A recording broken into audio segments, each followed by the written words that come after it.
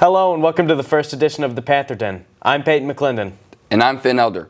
As the Panthers move into the playoffs, we'll be taking a look at the team and the road to #1. We'll be bringing you highlights of previous games, interviews with some key players, an interview with the heart of the team, Coach Tribble, and what's to come as the Panthers finish out their season. And with that, let's look at our top 10 plays of the season.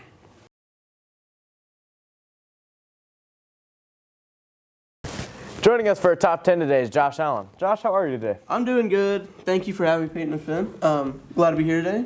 Gonna watch some clips. Yep. How do you feel about how the Panthers have done this season? I think they've done an amazing job. There have been some rough spots, but we've quickly ironed them out, and we're ready to go into the playoffs. Number 10, we've got Greenbrier versus Farmington. Extremely close game for the Panthers, and it looks like they're in the fourth quarter of the game. Looks like we're on the 48 in Farmington territory. They snapped the ball. Moves into the pocket, but is sacked by Tyree Kemp. Great pressure by the defense. Moving into our number 9 spot, we've got Greenbrier versus Harrison, one of the more fun games of the season. Beginning of the first quarter, first play of the game. And good pressure by the defense and a sack. Don't know by who. Multiple fellows in there. Now to our number 8, it's Greenbrier versus Van Buren. This is one of the earliest games of the season, but we're in the third quarter and a 4-second sack by C.J. Ussery. Honestly, you know your offensive line is failing whenever you manage to get a defensive player in the backfield within 4 seconds of the snap. Yeah. Moving on to number 7. Snap by Palmer, and it looks like thrown. 27-yard diving catch by Cummings, just short of the end zone. I wanna focus on that pass right there because you saw he's under very high pressure. There's 3 guys on him, and he just manages to sling the ball out, finds his target, hits the target in the hands, and honestly, I love to see it. That's what we gotta love about a quarterback, like one who knows what he's doing, especially with being a senior. He's had the experience, he's had the pleasure of being able to play this game and know the ins and outs of his team. Moving on to number 6, you've got Greenbrier versus Harrison again. Looks like they're on the 33 in Panther territory. There's a snap, handoff to the running back. And a forced fumble by Ethan Rhodes. Looks like he picks it up, starts running to the touchdown. I mean, no one was expecting a fumble there. I mean, clearly the cameraman didn't. And I mean, not even the refs didn't throw a flag down, and it's fair play. Touchdown by the Panthers. Moving into our number 5 spot, we have the Panthers going against Van Buren. Looks like the first quarter. All 22, handoff to Enoch Hassan. And he makes his way through their D-line. Breaking 2 separate tackles. And just keeps running through. Looks like a foot race. I don't think they're going to catch him. There's a 78-yard touchdown by Enoch Hassan, longest one of his senior year. Okay, going into our number 4, we've got Greenbrier versus Harrison once again. And you know it's a good game whenever this many clips are coming from one game. Looks like Harrison has the ball in Panther territory. Rolls out to his right. Throws it, and that's a pick by Tyree Kemp. He's going to run it all the way back. He's running past the entire team of Harrison. He runs it all the way down for a touchdown. 99 yards. What an amazing play by Tyree Kemp. And that play couldn't have happened without the great blocks after the pick. On to our number 3 is Greenbrier versus Clarksville. Looks like the fourth quarter. Looks like the Panthers have it. Pocket rolls out to his right, passes it, and looked like that one got tipped off. It's still caught by the man behind him. Going to number 2, we had the Panthers versus P. Ridge. P. Ridge snaps the ball, looking to throw. Gets tipped by the defense. A dive intercepted by Ace Newland. What an electric play, and you can see the Panthers going wild after it. And I mean, these are the risks you take on 4th and 5. I mean, you go for it, you can lose the ball, and you could have lost the ball at any point with that pass right there. Oh, yeah. Finally, moving into our number 1 spot, we got Greenbrier versus Morrilton. Greenbrier goes for it on 4th and 8. Looks like the Panthers have it on the 25. Send Trenton Mosley in motion, snaps the ball. Palmer rolls out to his left and just lobs it down. Trenton jumps over the safety right there and catches it in the end zone. What an amazing play. I don't ever remember having Superman on our team here. But, I mean, just seeing him fly in the sky like that to catch it over the safety's head. And you can see the Panthers going wild once again. Oh, yeah. Great season for the Panthers so far. Great season for the Panthers. Well, that wraps up our Panther Den Top 10. Josh, we thank you for having you here. Thank you for allowing me to be here. Yeah, we'll see you back in a second. All right, thank you. Now that we've taken a look at some of our favorite plays, let's take a deeper look into the stats. Starting with our first conference game of the season, Greenbrier versus Morrilton, a 52-21 win for the Panthers. Palmer passed for a total of 281 yards, 25 attempted passes, with 19 completed passes. Hassan had 33 carries this game, resulting in a total of 232 yards and 5 touchdowns. The other touchdown of the game was from Mosley, who had a total of 80 receiving yards. Once again, the Panthers showed out this week. Following the game with Morrilton, the Panthers traveled to Clarksville and ended the game with a win against the Clarksville Panthers 49-7. This week was an interesting week because Enoch didn't play at all because of a penalty from the game against Morrilton. I mean, okay, you could really see Enoch wanting to get back on the field and support his team, but the team really did amazing anyways. Yes. Lucas Thompson, Salter Mahan, and Grayson Linville all got rushing touchdowns this game. Receiving yards totaled to 356, with Mosley getting 2 touchdowns, Mahan getting a receiving touchdown, and Ethan Smith getting a pick 6. We move on to one of our closest games of the season, Greenbrier versus Farmington, with Greenbrier clutching up the win 48-38. Farmington put up a good game in the beginning half, with the Panthers struggling to catch up. Finally, in the fourth quarter, the Panthers caught up and passed the Cardinals. With Enoch out the previous game, he certainly showed up and dominated in this game against the Cardinals. Hassan rushed a total of 35 times for a total of 356 yards and 4 touchdowns. Palmer passed 14 times, 9 of which were completed, making that a total of 205 yards passed. Mahan and Mosley got 1 and 2 touchdowns respectively. The Panthers tackled a total of 93 times this game, with 4 of them being tackles for loss of yards. The defense also showed out this game, with Ethan Quattlebaum and Tyree Kemp both getting sacks. With the close game against the Cardinals out of the way, the Panthers traveled to Alma to defeat the Alma Airedales 56-27. The Panthers passed for a total of 327 yards and rushed for a total of 190, making the total yards 551 for the game. The Panthers tackled 51 times with 1 sack by Aiden Gallion. Along with this, Ian Adams got 1 interception during the game. All in all, the Panthers ended the game with 7 total touchdowns, 5 from Enoch, 1 by Caden Cummings, and 1 by Trendon Mosley. Back at home, the Panthers won 49-16 against the Pea Ridge Blackhawks. Palmer passed for a total of 16 times with 14 completions, resulting in 225 yards. Once again, Enoch leads in rushing, with 15 carries and 214 rushing yards. Total yards for this game amounted to 506. The Panthers tackled 65 times in total, with 2 of those being for a loss of yards.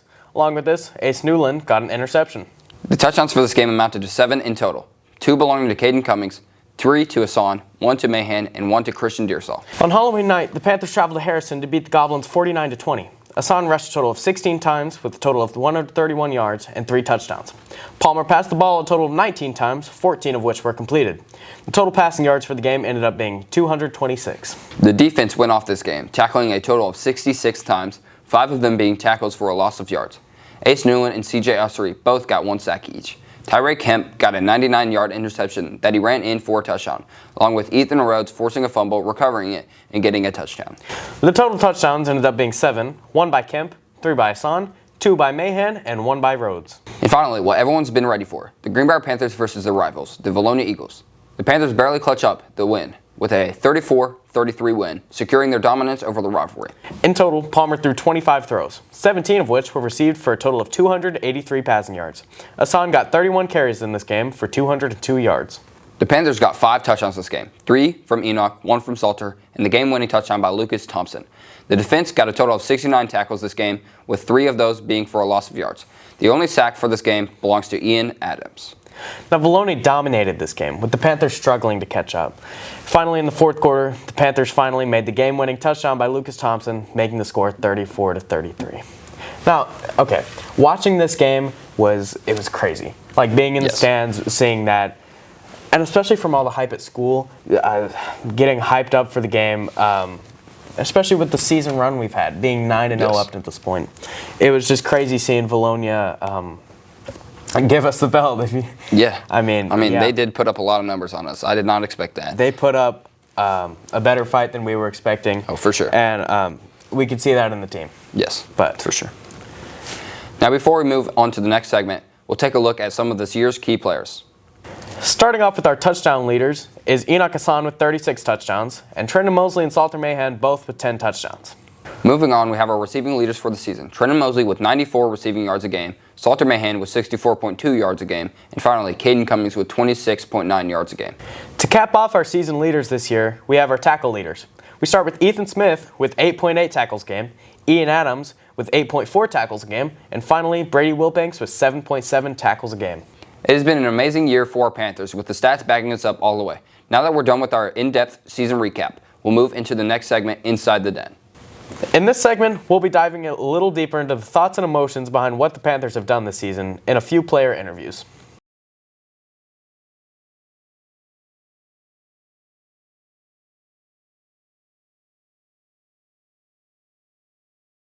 How do you feel about how the team has done this year?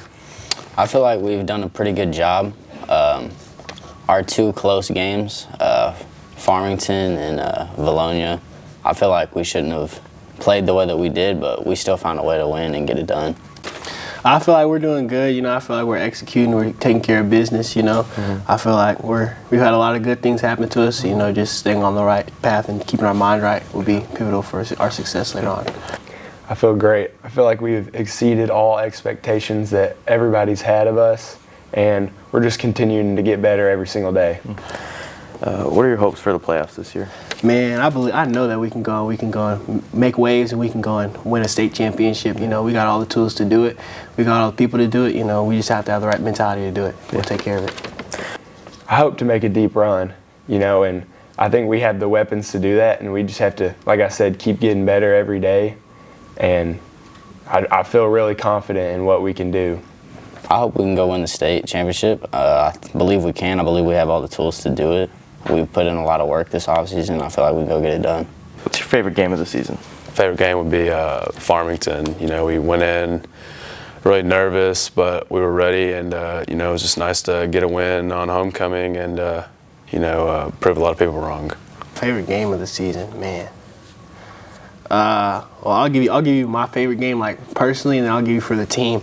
My favorite game was Van Buren. I had a really good game, and I just feel like everything clicked that game.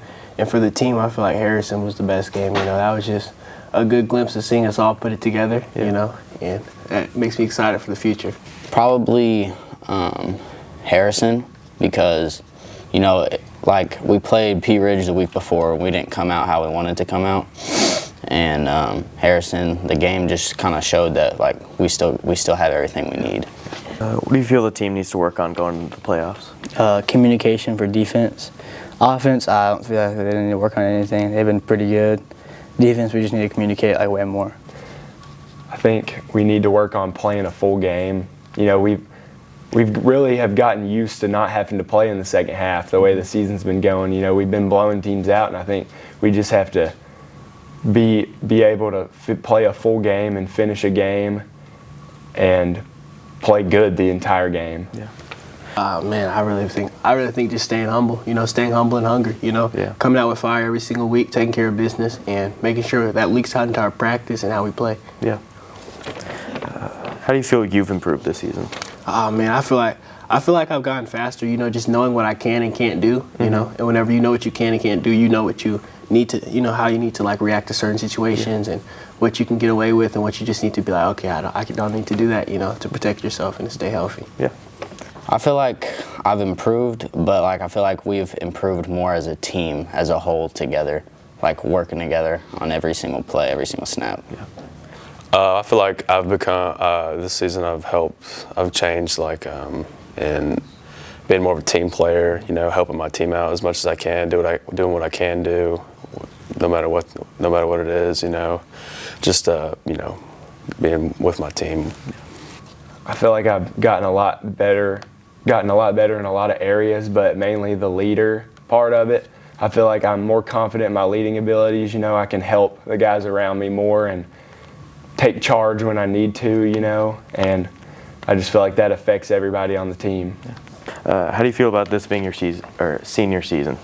I mean, it's surreal. It feels surreal. After this, it's the last time I'll play high school football. Forever. And I don't know. It's just just taking it in every single day, making sure I can go and give everything I got. Have no regrets and no doubts at the end of everything. Yeah. It'll hit me whenever it's really the last game, but that's what makes me want to win it even more, knowing that this is it and this is all I've got left. Yeah. And so it just means more. And what words do you have for the team next year? Just go get it.